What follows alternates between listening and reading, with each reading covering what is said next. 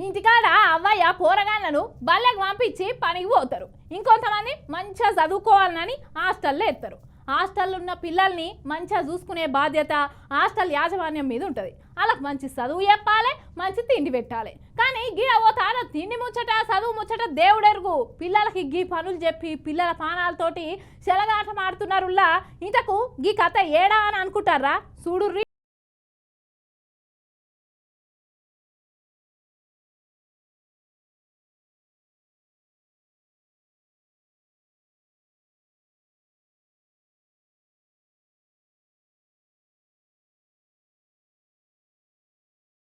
చూడురి ఈ పిల్లలంతా ఎట్లా తగ్గుతున్నారో.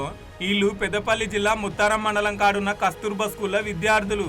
ఖుద్దు మంత్రి శ్రీధర్ బాబు ఇలాగ అన్నట్టు పొద్దుగాల మంచిగానే ఉన్నారు, మధ్యాహ్నం హాస్టల్ ఇంత చికెన్ పెడితే తిన్నారంట. గంతే ఒకరి తర్వాత ఒకరికి ఇట్లా దగ్గు మొదలైంది. వానకాలం అయిపోయా గడ్డి బాగా పెరిగిందని స్కూల్లో మొత్తం గడ్డి మందు కొట్టిరాట.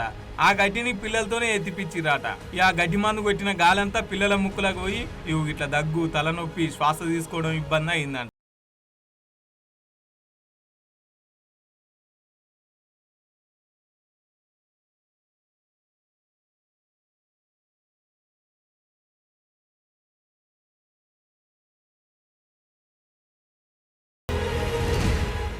ఆరో తరగతి నుంచి 10వ తరగతి దాకా మొత్తం 50 మంది దాకా అయితే అందులోకి 25 మందిని మాత్రం పెద్దపల్లిలో ఉన్న సర్కార్ దవాఖానలకు తోలుకపోయారు.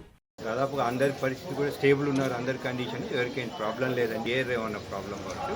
ఫుడ్ పాయిజన్ అయితే ఉండదు. ఫుడ్ పాయిజన్ అయితే కావున వాంతులు విరోచనాలు అవుతాయి, అట్లాంటి లక్షణాలు లేవు ఎవరికి కూడా.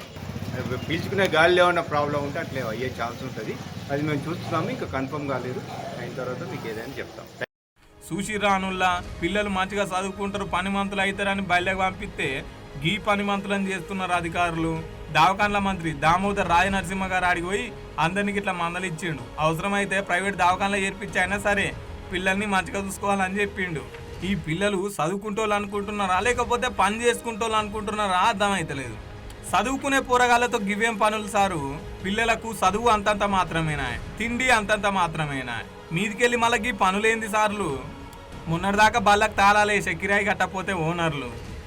ఎండ్ల రాని తక్లీఫ్ గీ చదువులనే ఎందుకు వస్తుంది కావచ్చు, విద్యార్థులను ఎందుకు ఇంత ఇబ్బంది పెడుతున్నట్టు. ఇప్పటిదాకా మన రాష్ట్రంలో చదువుల మంత్రే లేకపాయే. ఆగో గట్లుంటది పాలన. పిల్లలతో ఇట్లా పనులు చేపించేసరికి విద్యార్థి సంఘాలు తల్లిదండ్రులు బగ్గు అంటున్నారు. ఒకరు పాలు తాగినాక ఇట్లా అయిందని, స్టడీ అవర్స్లో పాలు తాగే టైంలో ఈ రకంగా అయిందని ఒకరు, ఇంకొకరు ఎయిర్ ప్రాబ్లం ద్వారా ఈ రకంగా కావచ్చు అని డౌట్గా ఉందని చెప్పేసి ఇంకొకరు రకరకాల అపోహాల్లో ఈరోజు చెప్తా ఉన్నటువంటి సందర్భం ఉంది. ఏదైనప్పటికీ ఈరోజు ఒక 30-35 మంది విద్యార్థులు ఈరోజు అస్వస్థతకు గురై ఈరోజు ప్రభుత్వ ఆసుపత్రికి రావడం బాధాకరం. ఏదైనా ఇలాంటి సందర్భం వచ్చినప్పుడు మాత్రమే జిల్లా అధికార యంత్రాంగం మొత్తం దిగి మేము మధ్యస్తున్నాం అనే సందర్భాలు జరుగుతూ ఉన్నాయి. ఈరోజు ఏదైతే ఫుడ్ పాయిజన్ అయిందని చెప్పేసి స్పష్టంగా అర్థమవుతుంది. ఈరోజు ఎయిర్ వల్ల ఈ రకంగా జరుగుతుందనేది మనకు ఎక్కడ కూడా ఇప్పటి వరకు ఇలాంటి సందర్భాలు రాలేదు, జరిగినటువంటి సందర్భం కూడా లేదు. కాబట్టి ఇది ఫుడ్ పాయిజన్ అనేది ముమ్మాటికి అర్థమవుతున్నట్టు. కాంగ్రెస్ వాళ్ళకు పంచాయతీల మీద ఉన్న రువ్వడి ఈ పిల్లల చదువుల మీద ఎందుకు లేదు కావచ్చు అనే వాటికి వార్తిన్న జనాలు.